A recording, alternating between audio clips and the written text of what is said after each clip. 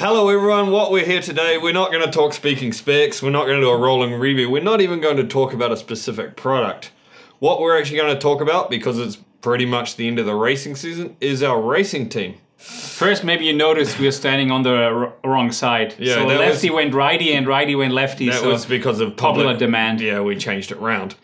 But in general, probably here's a little disclaimer. If you're watching this and you're not a fan of us, not a fan of our racing team, probably hit the next video right now.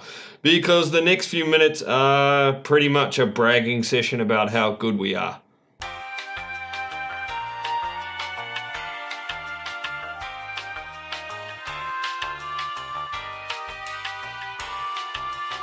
How good the team are. Yeah, the team, not us. Oh, not us. We are not anymore. We try, but yeah, actually we are quite good.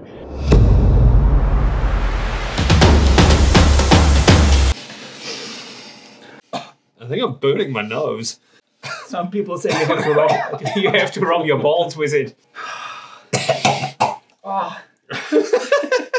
Everyone knows, both me and Matthias, we're quite passionate about racing and obviously quite in particular about our racing team. And to be honest, probably one of our most emotional moments actually happened before the season started. Our team leader, yeah, we call him team leader. Yeah, we do. Yeah, team leader Bart. But obviously after, it's no secret, like he was a bit up and down on the ice over the years and things like that. But then to come through this year at the Olympics and pick up a silver medal before racing even started. I'm just getting emotional thinking about it. You get really emotional. Basically, yeah. That really kind of set the theme for the whole year, I'd say, right? Yeah, that was the start and the kickoff of the season. So he showed the way to go. And we were pretty scared last year when we actually decided to cut down the team and, you know, have a really small and focused team in men and in the girls.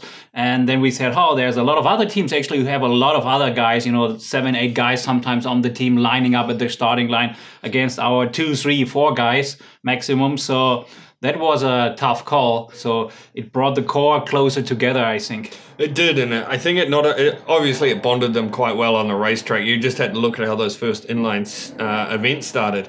It started off Berlin half marathon, but then when we got into those critical spring track races, if you watched kind of what was happening each week, the guys got better and better. And then by the time Grosgero was obviously a highlight with Felix and Bart in the elimination, but then by Herde, it was 2 guys taking on the world, more or less. Yeah, these 2 guys really ripped apart a lot of the other guys. And when you're standing outside and watching them, I was in Grosgero, I was at Worlds, and I was in Berlin and stuff like this. And were you in Grosgero? Weren't you in a race yourself? Yeah, I was in a fancy race myself. I was dressed up really well, and I beat you, Scotty. I was disqualified. Yeah, I didn't disqualify, even I shortcut it. But anyway, when you really stand on the outside and no, it's like when you stand, it's like you're shaking, your hands are sweaty, and you go, oh, fuck, it's like Bart and Felix racing, and they're going for the world medal, and they're going for whatever for the win, and you can see it was going good, but then you know, the last lap, and, you know, he's taking the lead, and he's cutting in, he's flying, and he's then, you know, winning and hawking, and everybody, you know. Matthias was getting emotional then himself. I think he was about ready to jump into the camera and hug Bart again. But in general, Bart hadn't raced World since 2013. So not a lot of people really looked at how long that was. I know personally for Bart it was a big, big deal. And Matthias was almost like the 5th swings child there inside the family, but it's not only about Bart, you know. No. Felix was there, and he was like in the breakaway group in the marathon. She goes, oh fuck, 10 guys in the breakaway. He was working a lot, you know. Other guys relaxed in the pack and go, oh, final sprints, and, you know, he was going for the lead. He was going early as usual, Felix. So, and then, you know, he won with a hog, and it's again. And then the most emotional moment, I guess, after the race when Bart you know, braked and hugged. He did a power slide. He did a power slide and hugged, you know, Felix right away, as we can see, you know. Again, I'm just getting emotional thinking about it. And it is. Even one guy wins and the other guy loses, they still love the other guy wins. You know, the whole team is just like, the spirit is amazing, and it was built up over the whole year.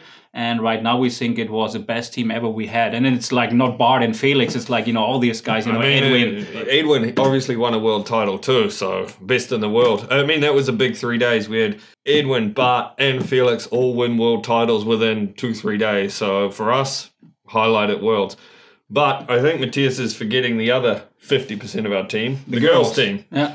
So, I mean, we've been pretty consistent over the years keeping our girls team together. And this year they're kind of led as again by Sandrine. A lot of people thought, okay, Sandrine in spring, she's turned a sprinter because she actually had a perfect record of all those 500-meter races and all the big track events in spring. So really great spring campaign for her again.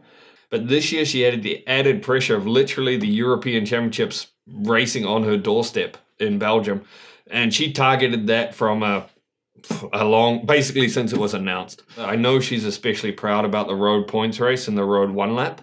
So for her to win that was, I know that was probably one of the, like a career highlight, not just a year highlight. We didn't go to Belgium, but I was live streaming the girls race. Normally don't watch girls races too much. Girls racing are kind of boring sometimes, right? It's like the pregnant cows and things, stuff like this.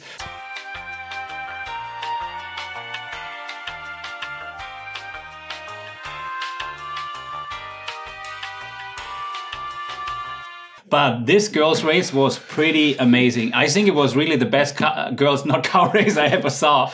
But our legal department's onto it. No, but this was, really Sandrine took on like the whole other, whole nations, teams of 3 from all different nations. And she went forward and she attacked over and over again. And this was hands down the best girls' race I saw in years. Another really impressive girl this year who actually is new to the team was Chloe from France. Maybe, and I know she admits this too, maybe in spring she didn't start out super perfectly, but we obviously kept and supported her. And then for me, I consider 2 major highlights from Chloe this year. One was the European title, where she kind of attacked late, caught the breakaway, and then won. The second one probably didn't get noticed by too many people, and that was her lead out of the girls' team in Berlin. Basically, she set up the race to win for Kathy and Sandrine. Basically, we wanted a sprint finish, and Chloe did her job. You can't even fault her in one way. So for a young girl to show that much race smarts and maturity, and also the performance to back it up, was quite impressive. Cassie winning, which she probably will quit in more or less ways, so not super professional racing anymore. So it basically was one of her last races, and she won Berlin. And I arrived a little bit later to the finish line, a little bit. But she was already standing there, and then she saw me, hugged me and was crying. And I started to cry and said, hey, 10 years in Powerslide and finally I win Berlin. She was very emotional. And so that's a FYI how old Kathy really is. Yeah. 10 years in Powerslide. But I mean, that's a little bit something what we do with our team. It's maybe not always the most interesting team, but we win a lot. But more importantly, what we do is we always try and like to make a connection between the people and the brand. So people like Kathy and Felix, obviously they're together, in case you didn't already know. Sorry, boys. Sorry, girls. We have a lifetime contract actually with their first and second baby already. Yeah. But moving on back to it, what we try and do is we always try and create that long-term partnership. Sure, other brands can come in and take our skaters. It's 100% open free market. But we always want to try and sign the contract with the person and not with the skater. Even they sometimes get offered more money, they stay because they know what they have with us. They have a lot of freedom. They know we are skaters, we understand, and they're open for choices. And they're very, very, very loyal to us and everything we do. Sometimes they're even a little bit too loyal. I won't go into too many details, but it's really a great quality of the guys and girls. Ride or die. And we love to skate. Stay tuned actually for what we're dropping next year. We're already looking at our race team and what we can do better. We're actually strengthening it. I know there'll be some haters out there, Powerslide getting stronger, everything like that. But to be honest, there's teams out there with a lot more numbers. We just maybe use the numbers that we have in a bit more efficient direction. We are thankful to have all the boys and girls, and there's a lot of more boys and girls on the team we really didn't mention. No. We have the French super duper sprinter on our team, Valentine. We have the Italian on the team. Yeah, and we have Letty from Germany still, obviously. So it's get well soon. She broke her collarbone. So not a bad time to break it, actually, in the off season. I think she did it on purpose just to extend her rest period a little bit longer. Yeah, just don't eat too much. Thank you, Matthias. So again, if you're still watching this, it obviously tells us that you're a fan of us and a fan of the Powerslide team. Thank you also for your support, because your support is at the end of the day what also makes the team, because we need to sell skates to be able to have the team, and I'm sure all our team members thank you as well.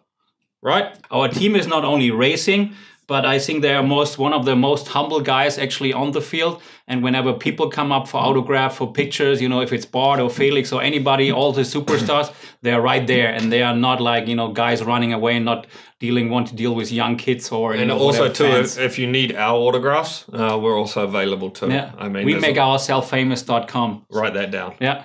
Thanks for watching and Bye. stay tuned.